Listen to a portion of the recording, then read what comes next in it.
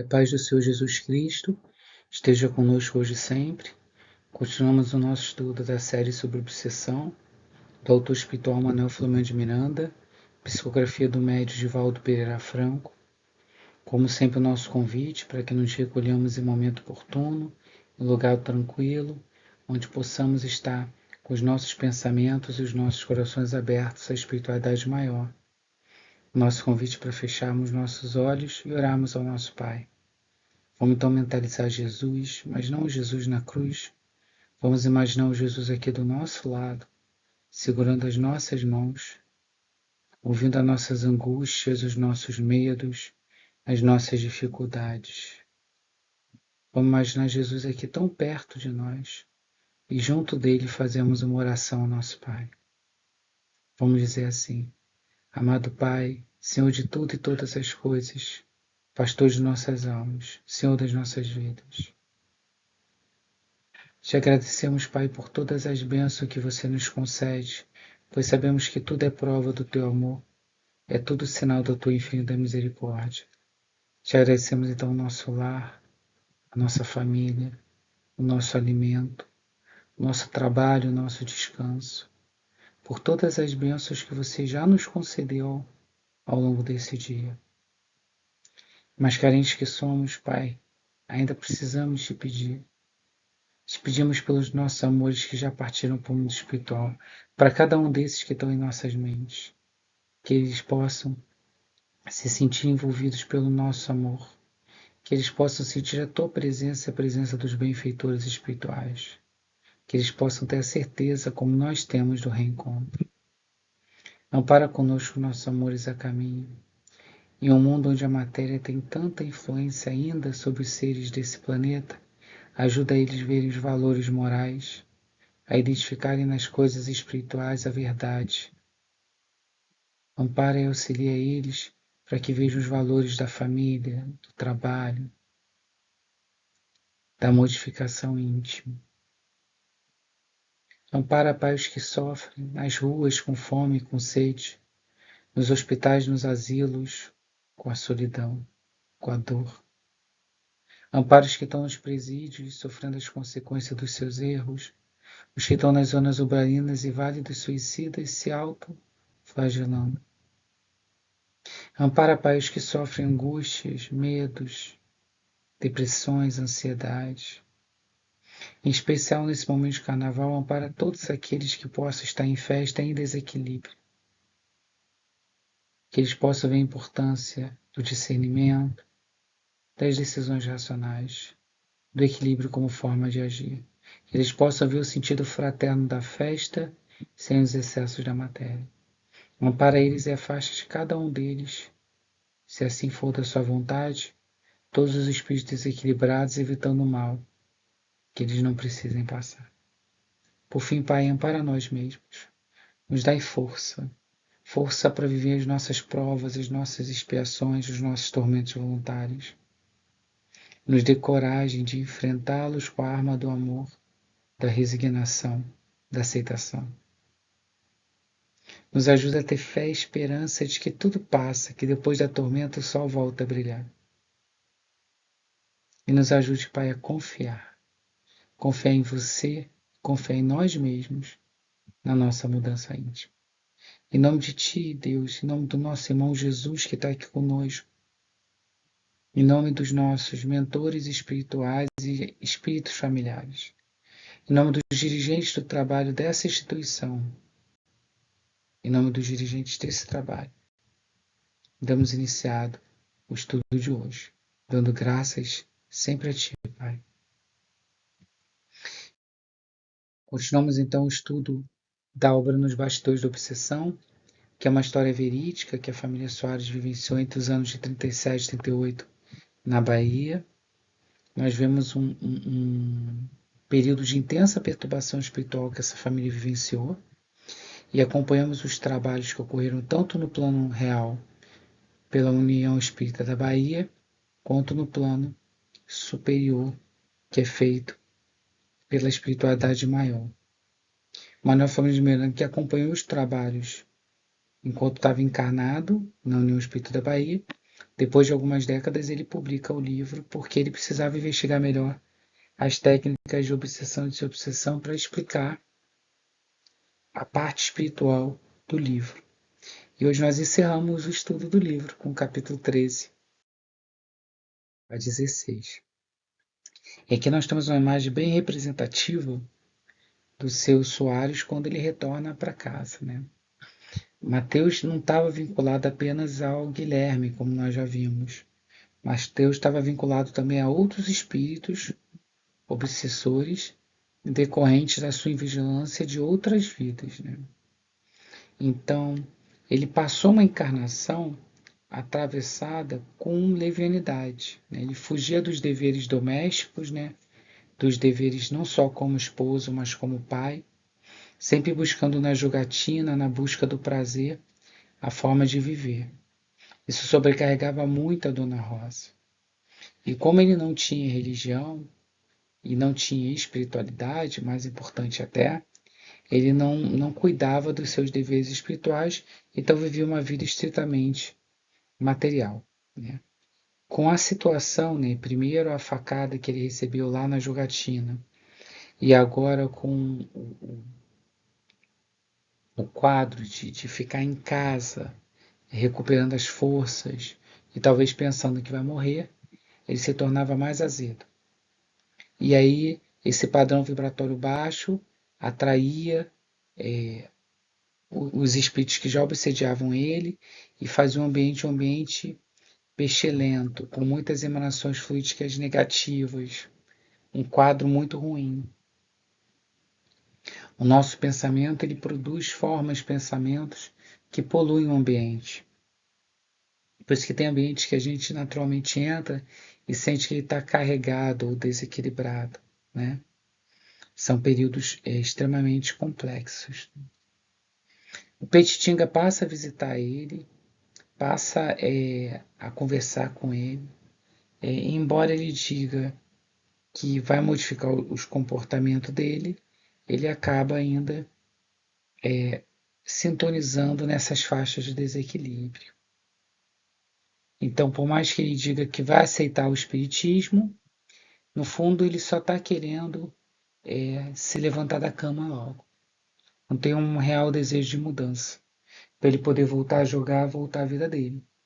E aí o Petiting ele adverte no livro que já que essa provação, já que essa situação que ele vivenciou não conseguiu despertar ele, a tendência vai ser ele vivenciar a situação ainda mais gravosa. Então é um alerta muito importante, né? As provas, as expiações que aparecem na nossa vida têm por objetivo promover o nosso reajuste emocional, mental, psicológico, nos ajudar a lidar com a vida de uma posição diferente. Quando nós não aproveitamos essa oportunidade, a tendência é a situação repetir, vir novas provações ou novas expiações que nos convidam novamente àquilo, e sempre de forma mais gravosa. Como tenho dito durante todo o estudo, quando não aprendemos com amor, a tendência é aprendermos com a dor. Então, Petitinga já adianta que ele vai experimentar alguma lição que vai convidar ele a refletir melhor sobre a vida. E aí, nesse capítulo, nós temos uma notícia maior da relação da Dona Rosa com o seu Mateus, né? O acaso não existe. Está lá no Livro dos Espíritos uma pergunta de Kardec para eles, né? Isso significa que não quer dizer que tudo é programado, planejado ou predestinado, mas que tudo tem uma razão. Tudo é decorrência de algo. Nesse sentido, por que Dona Rosa, uma mulher tão afetuosa, religiosa, que cuida dos deveres da casa, justamente se consorcia com Mateus, um homem responsável que não cumpre seus deveres de esposo nem de pai? Nós temos a notícia de que a Dona Rosa foi a mãe descuidada de Mateus em uma encarnação. Ou seja, uma das encarnações pretéritas de Mateus, ela assumiu o compromisso da maternidade e assumiu o compromisso, portanto, de, como todo pai e mãe, ensinar aquilo que o filho não sabe.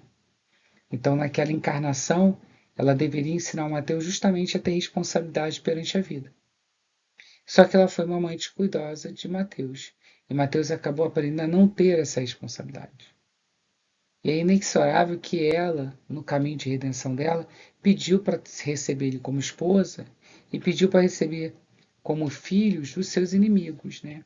Então a gente vê que ela tem uma relação muito conflituosa com a Marta, que mostra que elas são desafetos de outra encarnação.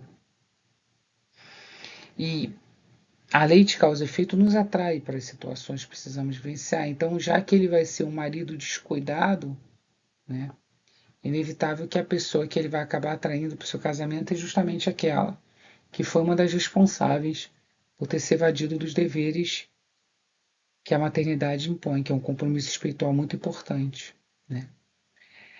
Nessa encarnação, ela pretende reparar, ela faz o caminho dela de redenção. Então, ela pretende dar exemplo de paciência, de humildade, de submissão. Ela pretende ressarcir esse crime de responsabilidade e chamar ele à observância dos seus deveres. Já por outro lado, Mateus, além de ter vivenciado na outra encarnação com Aldegundes aquele relacionamento, depois que ele abandona Aldegundes, né, que hoje é a Mariana, filha dele, ele foge para a Bélgica e ele acaba sendo objeto de um homicídio por uma série de inimigos espirituais que ele já tinha de outras vidas. Então, ele é um espírito que ainda traz muitos compromissos espirituais e o mau humor que ele tem, essa busca da fuga dos vícios, né, só mostra que é um espírito encarcerado nos seus próprios vícios, nos seus próprios defeitos, nessa própria espiritualidade inferior que acompanha ele. A Dona Rosa, nessa encarnação, tem avançado com seu sacrifício, com sua humildade. Ela trabalha à noite costurando para poder cuidar dos encargos financeiros da família, já que Mateus gasta uma boa parte da renda na jogatina. Ela tem um cuidado ali de conduzir a Amália ao espiritismo, onde a Amália acaba encontrando força para vivenciar a situação. Ela também ajuda a Mariana nesse momento complicado, que está desequilibrada, e ela conclama muitas das vezes a Marta ao dever de abandonar aquelas práticas de magia negra que ela faz para ela se tornar uma pessoa melhor. Então, ela tem nessa encarnação adotado uma postura de sacrifício e humildade. E aí o Manuel Flamengo destaca que a resignação dela vai acabar fazendo vencer o Mateus. Porque o casamento, a família é isso, né? A convivência contínua vai dando exemplos. Podem ser exemplos de sacrifício e renúncia ou exemplos de desequilíbrio. Mas ela vai acabar conduzindo ele à retidão de princípios pelo exemplo. Então, o que ajuda muito a Dona Rosa, se vocês observarem, a Dona Rosa e a Amália são as únicas personagens dessa família que não estão em processo obsessivo. Então, nós temos o Mateus, nós temos a Mariana, nós temos a Marta, vivenciando um complexo de relações obsessivas, fruto do desequilíbrio deles. Mas nós temos ali a Dona Rosa e nós temos ali a Amália como filha que está equilibrada junto com a mãe. E como é que o equilíbrio ocorre? Porque, como indicado ali, nós tínhamos fluidos perniciosos naquela casa o tempo todo. Seja resultado do comércio mental, primeiro da Mariana com Guilherme, seja em relação ao comércio mental do seu Mateus com os sicários que acompanham ele de outra vida, ou seja, o comércio mental da Marta com essas entidades levianas que acompanham ela nesses rituais nefastos que ela produz, nós temos ali a Dona Rosa e a Amália muito equilibradas. E isso decorre desse campo vibratório que está na imagem, que é formado pelos nossos pensamentos. Né? Vigiar os nossos pensamentos como a fonte de todas as emoções, todas as ações e todas as palavras que nós temos é o grande desafio. Então, o que vai manter a psicosfera, como diz o nome, né? A esfera produzida pelo meu pensamento, que popularmente é conhecido como aura, em relação ao espírito, é a qualidade dos meus pensamentos, né?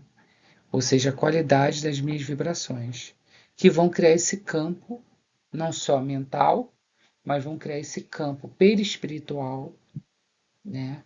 Que vai ser um campo que ou está desequilibrado, permitindo a instalação de doenças no meu perispírito e depois no corpo físico, e a abertura da minha tela mental para a influenciação de espíritos que estejam no mesmo padrão vibratório, ou esse campo perispiritual que vai ser produzido por energias salutares, equilibradas, baseadas na fé, baseadas no bem, vai criar uma aura harmonizada que vai naturalmente repelir a influência desses espíritos e que vai permitir os ajustes no âmbito perispiritual e no âmbito material das minhas células, criando um estado de saúde.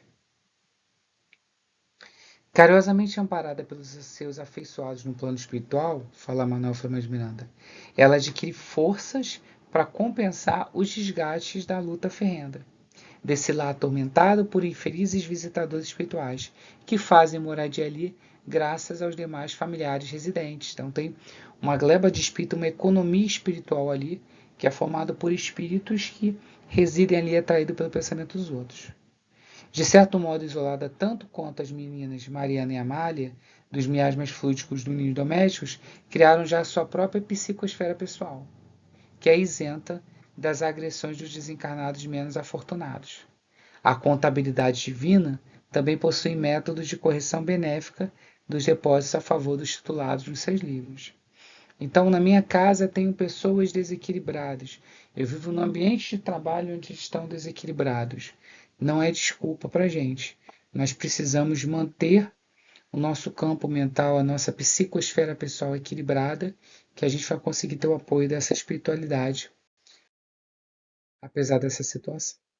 Como nós temos ali muitos sicários, muitos espíritos obsessores do seu Mateus, da própria Marta, ainda atuando na casa, ou seja, o Guilherme já foi recolhido, a Mariana já está em tratamento, mas nós temos dois sujeitos ainda em desequilíbrio, é inexorável que ia aparecer uma situação conflituosa. Então a Marta continuava no fetichismo, a gente vai ver daqui a pouco o que o Manuel Fernandes quer dizer com essa expressão, mas na prática é com seus trabalhos espirituais inferiores, e a Dona Rosa continua repreendendo ela, porque ela faz isso primeiro num consultório, dá a entender que é uma casa anexa, uma área anexa à casa, mas às vezes ela faz isso com seus consulentes na própria casa. E a Dona Rosa acha isso errado. E ela diz que ela precisa ajudar a cooperar na melhora do pai. Marta, como está influenciada por esses irmãos, ela fica desrespeitosa, fica tomada ali, lembra que ela é médium, pela influenciação deles, ela agride a mãe com palavras muito fortes, né? E aquela descarga de energias negativas desperta seu Mateus, que ouvindo a situação também influenciado pelos seus obsessores, ele vai com raiva até ali, e olha que ele tinha sido operado, e nisso ele acaba caindo, porque ele tinha acabado de sair de uma cirurgia da facada, né? E aí quando ele cai, ele é conduzido ao hospital, porque ele desmaia, e descobre que ele está com uma embolia cerebral, né? E aí isso paralisa um lado todo do corpo dele, deixa ele numa situação muito agoniante, e a Dona Rosa, que já estava sofrendo com diversas provações, fica mais angustiada. A Marta então se recolhe ao quarto dela, achando ainda que está certa, recusando a sair, reagindo contra seu pai. O Petitinga, que foi chamado pela família, ele acaba vendo a aflição da Dona Rosa em relação a Marta, vai até o quarto dela. Como ele tem uma autoridade moral, porque ele tem um padrão vibratório mais elevado, ela não quer falar com ele, mas ela acaba aceitando. Ele chama atenção para ela do conhecimento das responsabilidades futuras que ela tem pelas condutas que ela tem com o pai. Um debate é travado entre os dois, em que ele exorta ela a notícia de Jesus e ela recusa, dizendo que tem os guias espirituais dela, os guias que têm as forças da natureza, mas a força moral do diálogo fraterno que o Peixinho faz com ela acaba vencendo ela. E ela acaba aceitando tomar um passe magnético, que como ela é médium, né, e ela percebe melhor, ela sente ali aquela influenciação anímica, né, e se emociona. E ela aceita visitar o pai, como foi pedido para Titinga, e pensar sobre o que ele falou. E aqui eu vou fazer um destaque muito importante, né? A Marta ela tem uma religião africanista. E a questão aqui não é a religião que a Marta tem, porque como está no Evangelho de Jesus, explica muito bem Kardec, no Evangelho segundo o Espiritismo, a casa do Pai tem muitas moradas. Isso não só explica a pluralidade de mundos habitados, né? Mundos como o nosso, de provas e expiações, mas outros mundos. Isso não explica também a diversidade de planetas e mundos materiais, que é bem trabalhado na Gênese, onde o princípio espiritual vai evoluindo de acordo com as condições desses planetas, mas explica também a pluralidade de caminhos religiosos que nos permitem conduzir a Deus. Né? Religião significa religar. E toda religião, por ter a crença no espiritual, ela conduz a Deus. Então, como adverte Kardec na sua obra póstuma, o inimigo do espiritismo e do espiritualismo, das crenças na vida após a morte, é o materialismo, não é as religiões.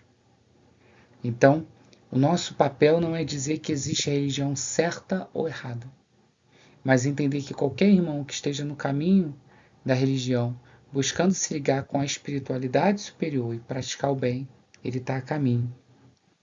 E aí a escolha da religião que ele vai fazer vai envolver fatores culturais, às vezes de outras encarnações que ele já desenvolve a partir de uma ancestralidade, uma relação com essa religião, e que se aquilo servir para ele se tornar uma pessoa melhor, é o que importa.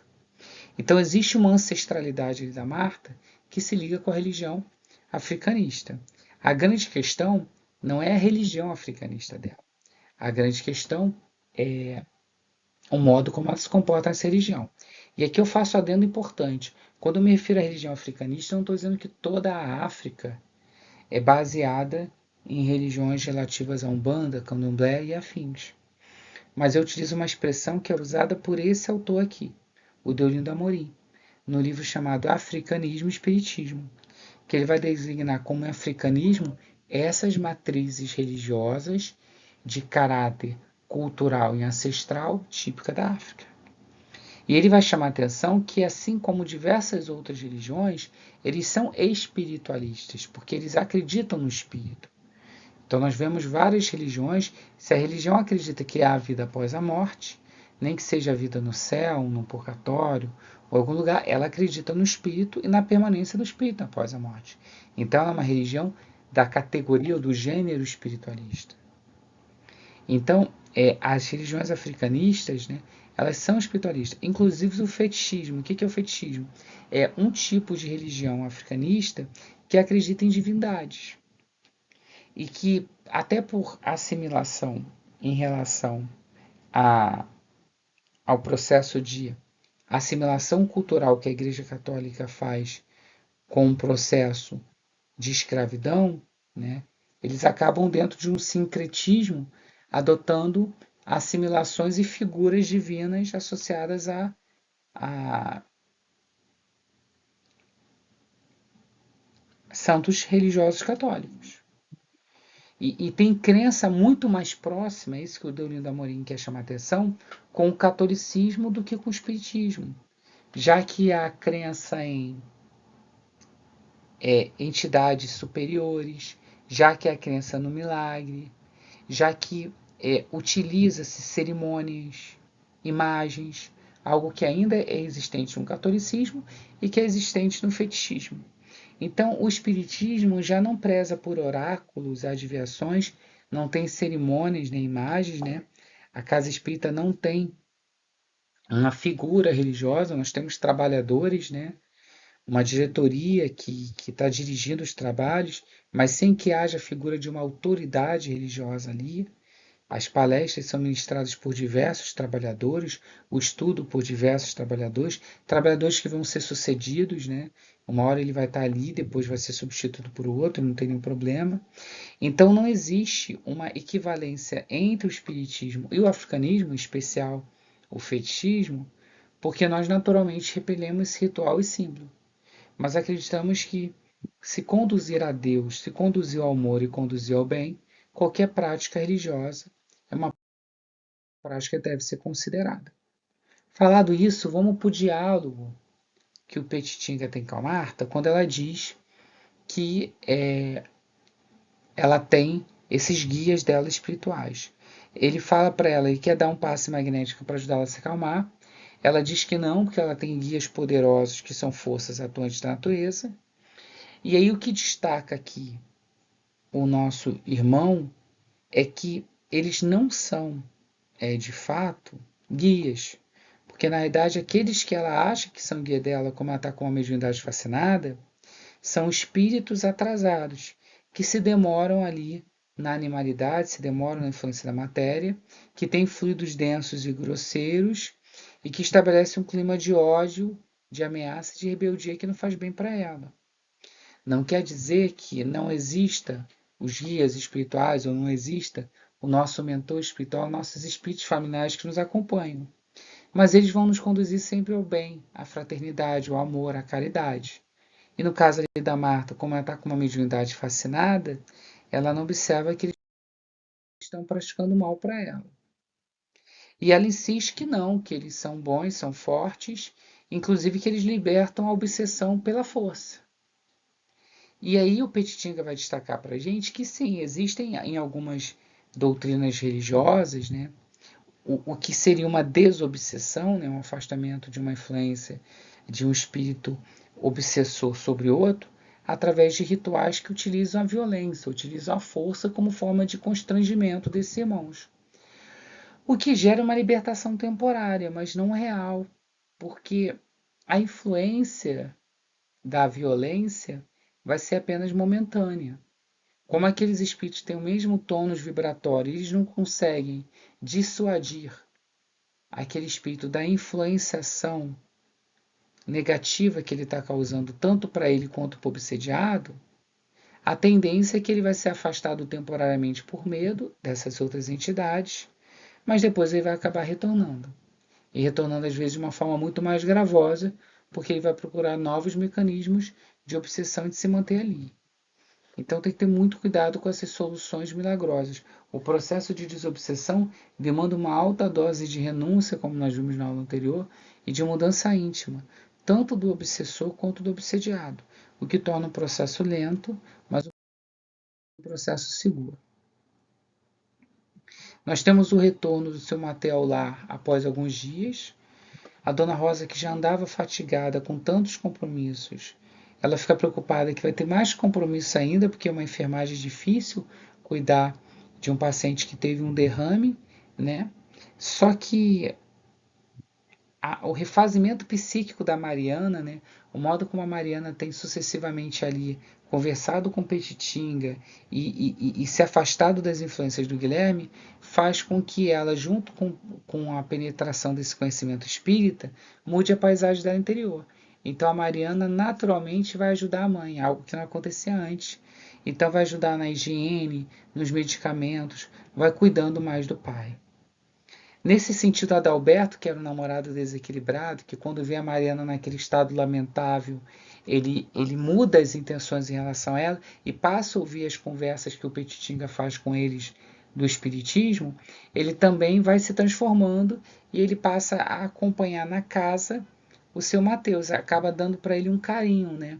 Um carinho masculino, que ele até então só tinha ali carinho das meninas, né? Então, também vai ele assumindo esse papel de filho que seu Mateus não teve, né? E a Amália, que já ajudava em casa, vendo que agora o pai está adoentado, ela vai ajudar a mãe a trabalhar na costura, né? Ela vai ajudar a mãe a fazer as coisas para trazer mais recursos para casa. E a Marta também, depois da conversa com o Petitinga, vai também começar a ajudar a mãe na costura, no bordado, o que vai aumentar a receita da família de uma forma bem expressiva. Então vocês veem que o trabalho no bem que a Dona Rosa tem feito permitiu o concurso da espiritualidade que trouxe para ajudar ela a Mariana, reforçou o papel da Amália e trouxe a própria Marta também. A Marta então demonstra inicialmente um receio de refazer os laços com o pai, ela até ajudando ali financeiramente, fazendo a costura, mas ela tem uma preocupação, e uma preocupação com aqueles espíritos inferiores que ela se consorciou durante anos, né? E o Petitinga faz uma longa conversa com ela, que nós vamos retornar daqui a pouco, que faz com que ela se sinta mais renovada, né? A Mariana se senta ao lado do pai, é quando o Petitinga está ali presente, e a convite do Petitinga ela faz a leitura de uma página do Evangelho, e é um momento muito bonito, que é o momento em que a Marta também se aproxima do pai, toca a mão dele, ela pede perdão, e o seu Mateus, embora não responda, ele aperta a mão dela, e ali em silêncio, em emotividade, né, ele no coração dele esquece o mal, esquece a discussão da Marta que gerou o seu derrame, e começa a minar ali no seu coração e no coração dela uma esperança do bem. E naquele momento, né, paulatinamente começa a haver esse processo regenerativo na família. A paz começa a vencer. Ainda havia umas leves sombras, ainda havia espíritos acompanhando a Marta, ainda tem os próprios sicários que acompanham São Mateus. Mas a boa intenção, a vontade de fazer o bem da Marta, de corrigir o erro, da Mariana de se ajustar, e a reflexão agora que a doença está causando ao seu Mateus, ajuda a mudar o panorama psíquico, mental deles, da casa e também, portanto, o panorama espiritual.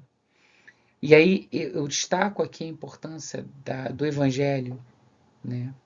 No caso, eles fizeram a leitura do Evangelho segundo o Espiritismo, o Petitinga já tem feito há tempos com a Mariana, começou a fazer com a Marta, fez com o seu Mateus. E aí, por mais que não se observe seus efeitos de forma imediata, porque a pessoa está só ouvindo, aquilo fica na mente da pessoa e em algum momento, no desenrolar dos seus pensamentos, ela vai encontrando a resposta. Então, eles fizeram a leitura do Evangelho segundo o Espiritismo, porque nós somos espíritas. Mas poderia ser a leitura do próprio Evangelho de Jesus para os nossos irmãos das outras religiões. O importante é que o conhecimento, né, dessas leis morais, desses valores morais que são trazidos pelo Evangelho, é importante para o refazimento de todos nós. Mateus, né, assistido tanto pela Dona Rosa, quanto pela Marta, pela Mariana, pela Nália, ele começa a mostrar a recuperação orgânica, ele já começa a falar com menos dose de esforço, né?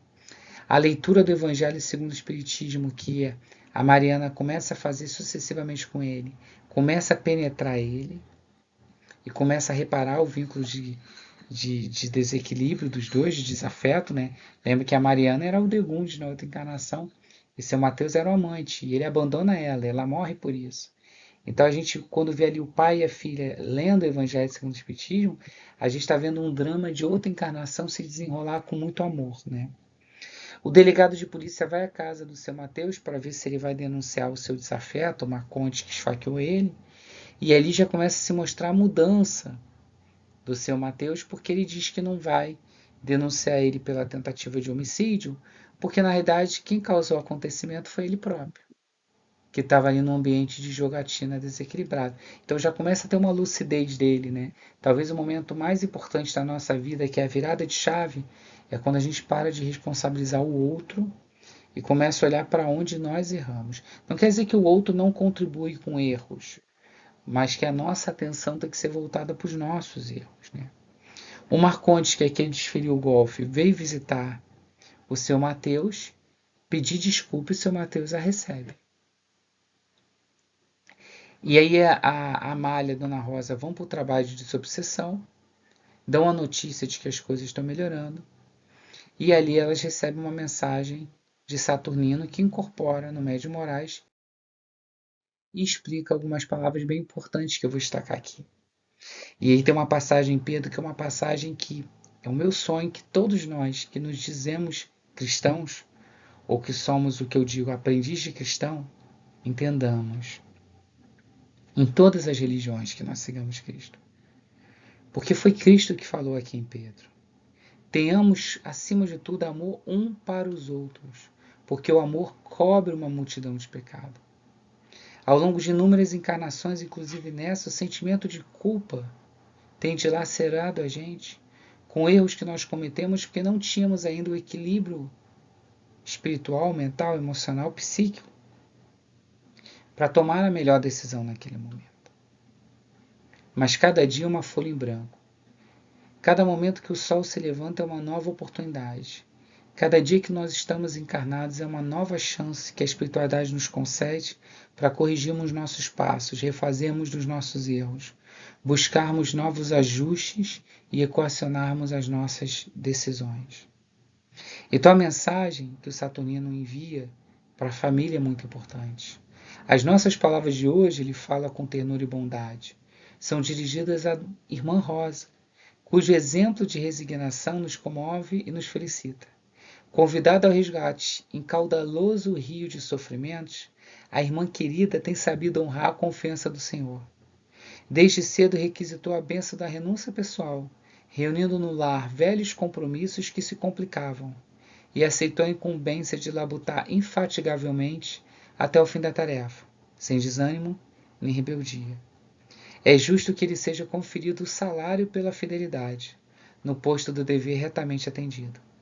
E o salário do servo devotado é a esperança das melhores horas, com a paz de todos os instantes, para a continuação do empreendimento de luz interior, ao qual se encontra novamente vinculada. Aquela multidão de pecados, aqueles vínculos de desafeto que ela tinha ali com as filhas, né? Aquele dever não cumprido da maternidade responsável que ela não teve com seu Mateus na outra encarnação, esses atos de amor dela agora, de resignação, de cuidado, tem feito ela superar esses desalinhos. Saturnino explica para a gente que depois do acidente na jogatina, eles viram que o seu Mateus estava se conduzindo num caminho que resultaria de fato em um agravamento pior, provavelmente no desencarne que os seus obsessores pretendiam que fosse causado. Então a equipe espiritual entende que fosse importante, depois daquela facada, que o seu Mateus ficasse mais tempo no leito, porque talvez doente na cama ele pudesse refletir melhor sobre as escolhas. E isso ajudaria a evitar a sua queda irreversível, né? E isso ajudaria também, já que ele estaria na cama ali doente, não poderia jogar, não poderia fazer nada que ele fazia antes, né? Aos pouquinhos desimantar ele dessa conexão com esses mentores, com esses espíritos inferiores que estavam influenciando ele ali. Então o que eles vão fazer? Eles vão aplicar recursos magnéticos que vão pegar uma bolha de ar que já estava ali no cérebro do seu Mateus e vão liberar, gerando embolia. Então, sim, a espiritualidade superior permitiu a doença naquele momento, como uma forma de garantir que algo pior não acontecesse, que seria um desencarne grave. Porém, embora a espiritualidade usou a doença como um período de avaliação, como um período de reflexão importante para ele, quem iria se livrar do seu próprio processo obsessivo deveria ser o seu próprio Mateus. Ele que tem que se desprender daqueles liames que ele criou e principalmente se desprender entendendo que eles vão ficar ali perto, acompanhando ele, vão esperar o sono para tentar se ligar. E aí, portanto, ele tem que ter um cuidado em relação a isso. Petitig, então, a equipe vão visitar a Ana Maria, né, que é o amor, a Henriette Marie de Teofrasto da outra encarnação. Encontro ela com uma tristeza e melancolia que é fruto ainda das energias deletérias que ela trocava com seu obsessor. Eles conversam com ela também sobre o Evangelho e passam a visitar ela. E aí, com o passar do tempo, ela vai se refazendo emocionalmente. A não assimilação daqueles fluidos perniciosos vai afastando a tristeza e a melancolia que tinha nela. E acaba tirando essas manchas da intoxicação fluídica que estavam por trás ali da hanseníase dela. E ela acaba sendo curada, recebendo a alta. E a Marta também, depois daquela conversa com Petiting, depois de sucessivos encontros, né, ela busca se livrar daqueles conceitos anteriores dela, daquele misticismo, daquela magia que ela praticava para o mal, e ela decide perseverar no espiritismo. Claro que como ela está em intercâmbio psíquico durante muito tempo com essas entidades, está tendo uma relação ali de troca, de interdependência daqueles fluidos grosseiros, que ela ainda vai vivenciar um período de desequilíbrio. Então se observa isso muito no tratamento de obsessão, eu sempre verifiquei muito isso. A pessoa acha que como ela está no tratamento de obsessão, ela já tem que se sentir bem e já tem que estar tudo certo a partir disso. Não. Vai ter um momento de levante que os obsessores vão tentar fazer uma influenciação mais forte para ver se mostra para a pessoa que piorou e não melhorou e ela desistir. Vai ter ainda os fluidos perniciosos que vão gerar angústia, tristeza, apatia e que só com o uso de passes magnéticos, de cirurgia espiritual, desse tratamento de longo curso vai passar. E inexoravelmente, esse intercâmbio, como é um intercâmbio muito longo, não vai se desfazer a pessoa frequentando uma reunião de obsessão 1 mês, 3 meses, 1 ano. Vai depender do curso, da vontade dela de se libertar e do grau de vinculação que ela tinha esse obsessor. Na pergunta 552 do Livro dos Espíritos, Kardec pergunta para os espíritos que se deve pensar na crença do poder de que certas pessoas teriam de se enfeitiçar. E aí olha o que os espíritos respondem em relação a enfeitiçar. Algumas pessoas dispõem de grande força magnética, de que podem fazer mau uso, se mal forem seus próprios espíritos. Não creia, porém, que existe um poder mágico, que só existe na imaginação de criaturas supersticiosas. Os fatos que citam são prova da existência desse poder, são fatos naturais, mal observados e, sobretudo, mal compreendidos.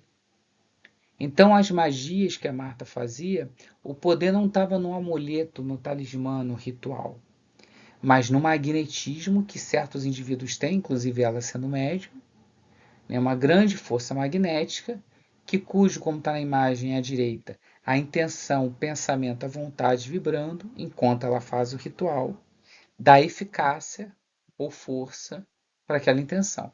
Então, o que se deve dar como qualificativo ao feiticeiro? Né? Qual o sentido eu devo entender a palavra de feiticeiro? Está na pergunta 555.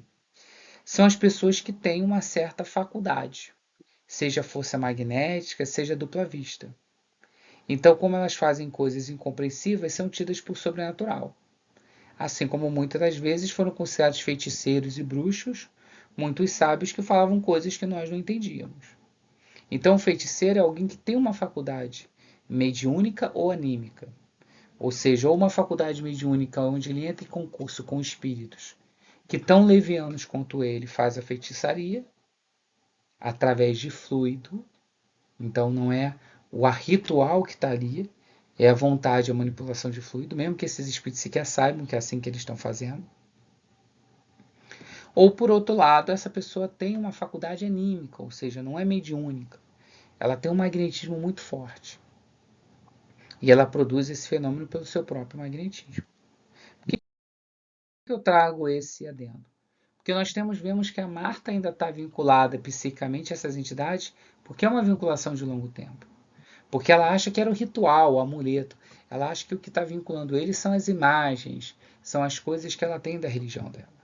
Na verdade, a vinculação que foi feita é uma vinculação fluídica, como está na imagem, mente a mente, de muito, muito tempo, que gerou um intercâmbio muito constante, por ela ter essa faculdade magnética muito forte. Então, explica Manuel Filomeno de Miranda que a simples mudança de clima impõe ao organismo a adaptação necessária. Assim, a alteração de uma psicosfera também demanda uma mudança de esforço. Olha, se eu sair daqui e for para o Alpes, o meu corpo vai ter que fazer ajustes em relação àquela pressão. Né? Eu vou sentir uma dor no tímpano, eu vou ter um ajuste da temperatura do corpo. A mesma coisa, se eu estou mudando de um ambiente psíquico, onde eu estava vinculado a entidades inferiores, no intercâmbio pernicioso com eles, para um ambiente psíquico, onde eu estou vinculado a entidades superiores, eu vou ter um esforço muito grande para desfazer aquele vínculo. Então vai demandar um esforço em renovação. Acima de tudo, a renovação mental, que faça com que aquelas entidades vejam que não tem como mais se ligar, porque já não é a mesma pessoa. Então, a gente precisa entender, como destaca Manuel Filomeno de Miranda, que são vínculos tão profundos que não vão ser desfeitos com uma única atitude. Vai ser uma edificação de novos comportamentos, de mudança íntima, que permita criar novos vínculos com entidades superiores, desfazer os grilhões com essas entidades inferiores e criar uma resistência psíquica e mental à influenciação delas. E aí nós vamos chegando ao encerramento do nosso livro, com o encerramento dos dramas, né? O seu Mateus, após 5 meses de repouso e assistência no lar, ele se recuperava, já conseguia andar de bengala, mas destaca Manuel Filomeno de Miranda que o refazimento físico dele bom não é comparável ao refazimento espiritual. O período que ele fica na cama doente força ele a refletir sobre as escolhas da vida. E a leitura sistemática que a Mariana faz do Evangelho segundo o Espiritismo faz com que ele cada vez mais avalie, cada vez mais ele entenda a necessidade de despertar para a vida espiritual. Então, uma mudança no panorama do seu Mateus muito forte. E a família Soares, naquela tarde de domingo que o Manuel Flamejano está acompanhando, iam receber o Adalberto, que é um jovem que levava também uma vida leviana, né, morando em um albergue coletivo, mas que com o episódio que ele viu, que ele acabou gerando quando ia fugir com a Mariana nela, com a recuperação que ele viu ela tendo, com as conversas com Petitinga, com o acompanhamento do dramas do seu Mateus, ele muda as intenções, o que mostra que nós mudamos quando realmente queremos. Então a mudança em qualquer irmão é possível, mas se ele quiser, por isso que nunca nos cabe pensar que vamos mudar alguém. É a pessoa que vai se mudar ou se modificar. E que se ela quiser, ela pode sim se modificar em uma única encarnação. Então Adalberto muda e ele decide então pedir a Mariana em noivado, ao seu Mateus. E aí a festa acontece, o noivado acontece e durante o sono todo mundo é levado para uma reunião espiritual. Alguns permanecem lúcidos, porque já estavam acostumados, como a Amália, Dona Rosa, que já estão no padrão vibratório, em que elas já participaram de várias dessas reuniões despertas. Outros ainda vão estar numa posição de sonâmbulo, não entendendo muito bem, que é o caso do seu Mateus, o caso do Adalberto. E aí vai ser aplicado um passe magnético para eles despertarem ali, entenderem melhor a reunião. E foram trazidos também para o recinto o Teofrastos e o Guilherme. Por que eles foram trazidos por uma reunião ali mediúnica? E aí nós temos uma mensagem inicial nessa reunião mediúnica que vai dar para a gente um indicativo do porquê que isso aconteceu. Que é uma reunião exortando muito ao amor. A religião dos espíritos superiores não é o espiritismo. Não é nenhuma outra religião.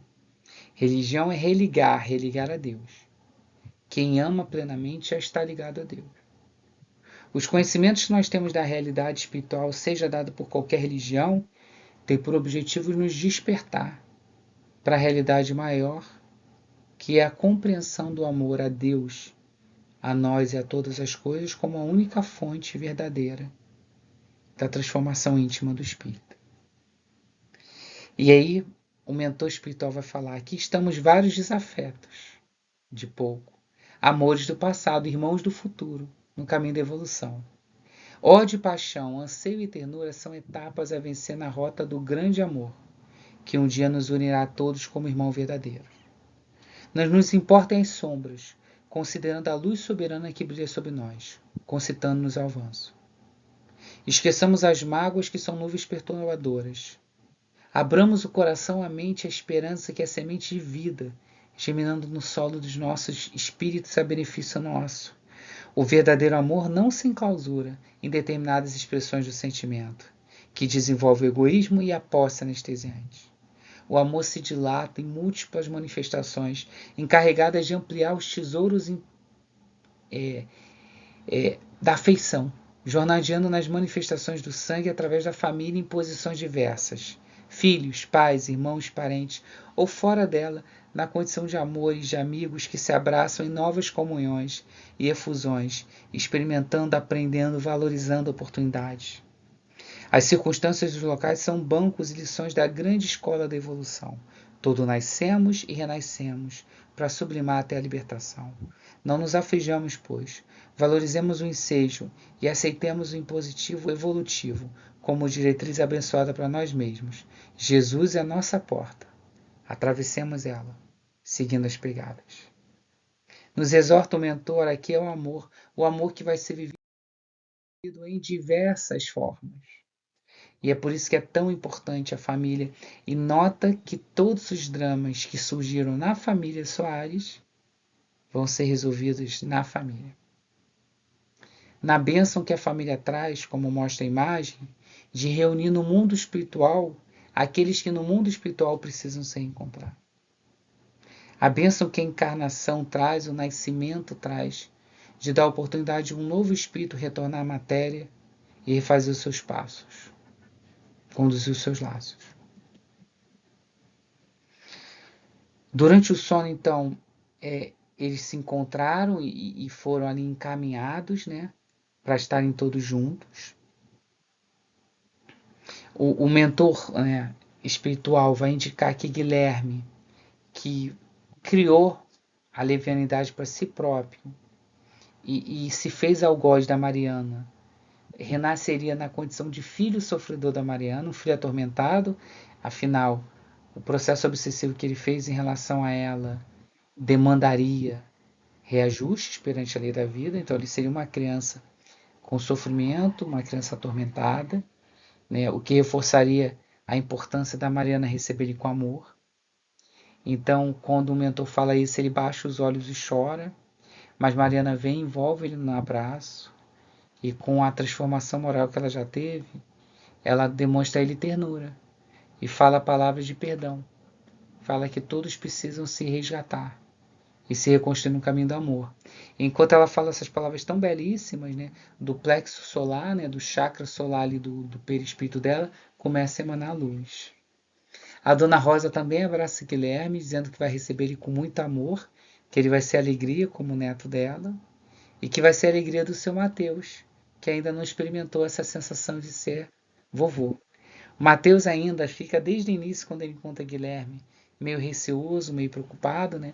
Porque embora encarnado ele não tivesse lembrança do Guilherme, durante o desencarne a gente encontra os nossos obsessores, né?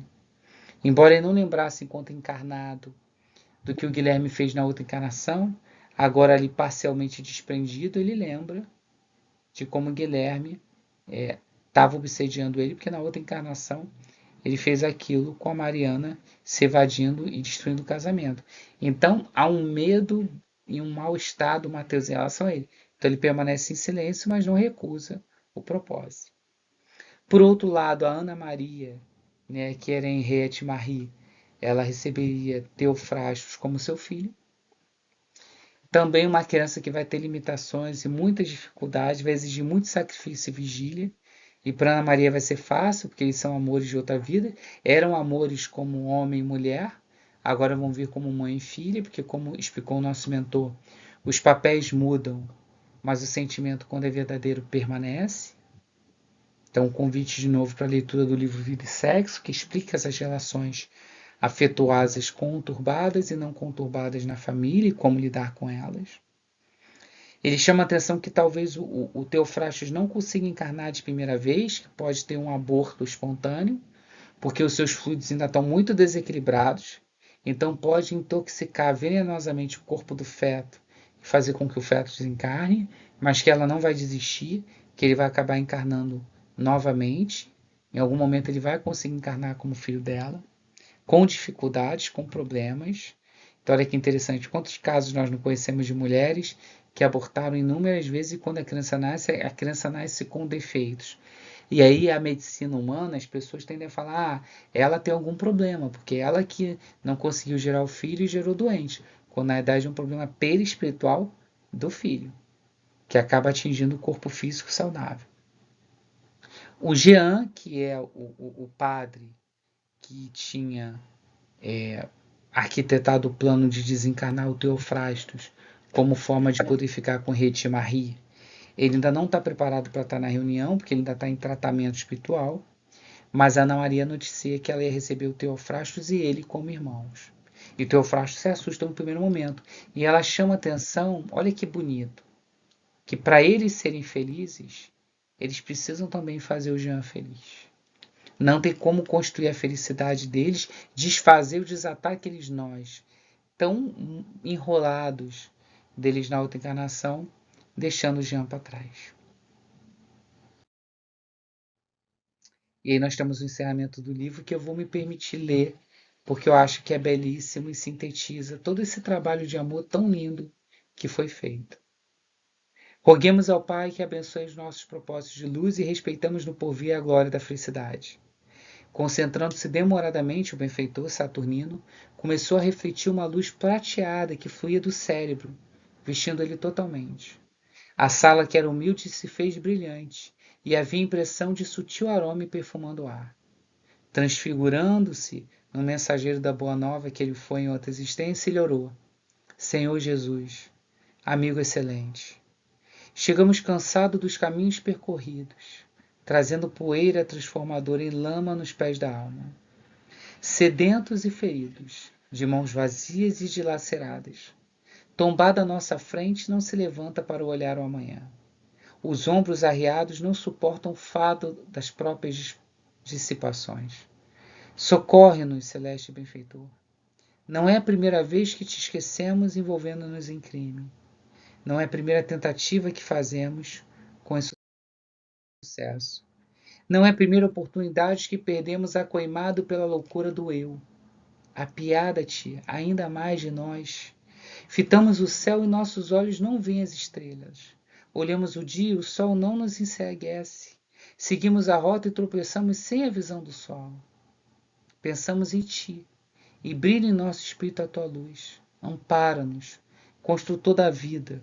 Amanhece o dia do novo ensejo e logo mais mergulharemos no caudaloso rio da reencarnação, onde reencontraremos as dívidas, chamando por nós, e as dores nos reclamando. Desfrontaremos o ódio, ultrajando nossas aquisições de amor, e o sofrimento divulgando nosso avanço. Dai-nos a tua mão protetora. Somos o que fomos. Ajuda-nos a ser o que devemos ser. A ti entregamos a vida. Salva-nos, Jesus, através do seu trabalho redentor. Quando o mensageiro silenciou, todos os olhos estavam deslumbrados. Recebêramos a visita do céu para termos força de prosseguir nos deveres da terra. Chegou o momento das despedidas. De coração tímido, abraçamos o nosso nobre irmão Glaucus. Ele sorria gentil e confiante para todos nós. O grupo foi sendo reconduzido aos seus lares. Os irmãos que se reencarnariam seriam atendidos por assistentes espirituais, diversos daqueles que participaram das inúmeras tarefas, e seriam transferidos para o mundo maior. Saturnino e Ambrósio conduziram-nos ao lar, assim como os demais membros daquele trabalho de desobsessão. O manto da noite estava sendo erguido pelo ouro do sol, e as nuvens brincavam de sombra e claridade na festa do dia. O perene amanhã com Jesus esperava por todos nós. Esperava e nos espera.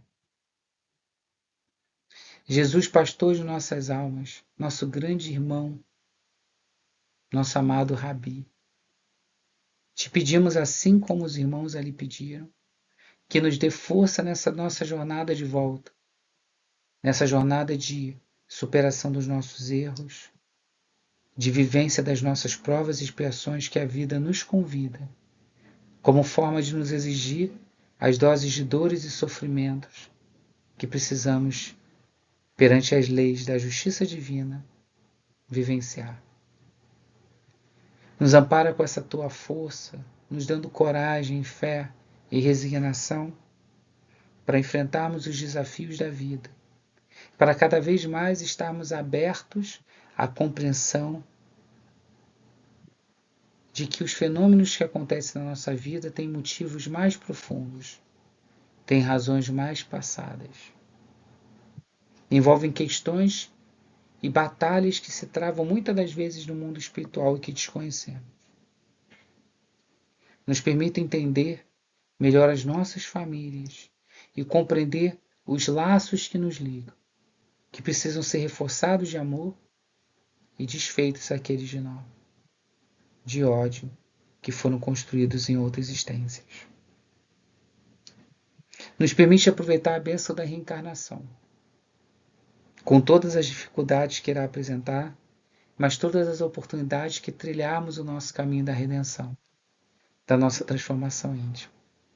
Nos ampara nessa jornada de aprendizado, de transformação, de busca pela nossa melhor versão, fazendo como disse o nosso irmão, nos ajudar a vencer quem somos, para encontrarmos quem devemos ser. Auxilie os propósitos dessa instituição, desse trabalho, envolvendo todos os espíritos que participaram dele, desde os mentores da casa, os mentores do trabalho, os nossos mentores espirituais, mas também o próprio espírito de Manuel Flamengo de Miranda, do médio Divaldo Pereira Franco, e todos os benfeitores envolvidos na psicografia dessa obra e na realização deste trabalho fraterno. Te pedimos, por fim, no Carnaval, que permita que os nossos irmãos despertem para a realidade espiritual, seja aqueles que estão no mundo espiritual obsediando, seja aqueles que estão no mundo espiritual se fazendo obsediados. Os ajuda a conservar o equilíbrio, entendendo que fraternidade e o amor podem ser desenvolvidos com discernimento e com a busca da alegria como valor sentimental do espírito e não como satisfação dos desejos da matéria. Nos ampara hoje e sempre nos ilumina. E em teu nome, damos por encerrado o trabalho de hoje, dando graças a ti, Pai.